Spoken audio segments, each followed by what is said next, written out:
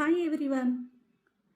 నాకు చాలామంది పేరెంట్స్ అడిగేది ఏంటంటే, మా పిల్లలు మా మాట వినట్లేదండి, చాలా భయపడుతూ ఉంటారండి, ఏదైనా చెప్పిన పని వెంటనే చెయ్యట్లేదండి, ఏం చెప్పినా సరే చాలా భయంగా ఉంటూ ఉంటారండి, ఎవరితో ఎలా మాట్లాడాలో తెలియట్లేదండి, ఇలా చాలామంది పేరెంట్స్ కంప్లైంట్ చేస్తున్నారు.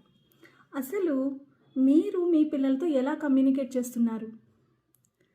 మీ పిల్లల్లో వచ్చే ప్రాబ్లమ్సే మీరు ఎక్స్ప్లెయిన్ చేస్తున్నారు కదా, ఆ ప్రాబ్లమ్స్ని అసలు మీరు ఎలా వాళ్ళతో డిస్కస్ చేస్తున్నారు అనేది ఈరోజు టాపిక్.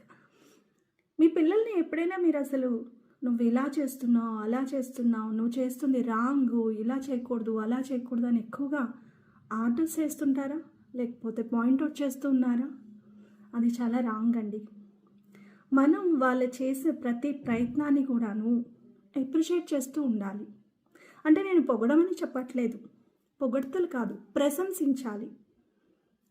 వాళ్ళు చేసే ప్రయత్నాన్ని, వాళ్ళు ఏదైనా ట్రై చేస్తున్నా, మాట్లాడుతున్నా దాన్ని ఎంకరేజింగ్ వేలో మీరు మాట్లాడాలి.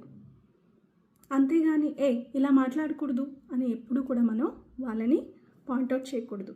అండ్ సెకండ్ థింగ్, వాళ్ళు ఎప్పుడైనా వాళ్ళ సిబ్లింగ్స్తో హ్యాపీగా టైం స్పెండ్ చేసినా, ఏదైనా కొత్తగా ప్రయత్నించి ఓడిపోయినా సరే, వెల్ అండ్ గుడ్, చక్కగా ట్రై చేసావు, నెక్స్ట్ టైం ఇంకా బాగా చేద్దు కానీ అని చెప్పి ప్రశంసించాలి.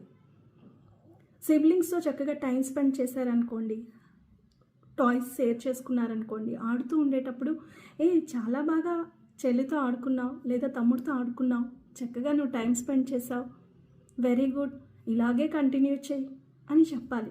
మనం చేసే తప్పేంటంటే, మనం వాళ్ళు చేసే చిన్న చిన్న మంచి విషయాల్ని మనం మర్చిపోయి, వాళ్ళు చేసే తప్పుల్ని పట్టుకొని వాటినే మనం పదే పదే క్రిటిసైజ్ చేయడం, బ్లేమ్ చేయడం, జడ్జి చేయడం చేస్తూ ఉంటాం.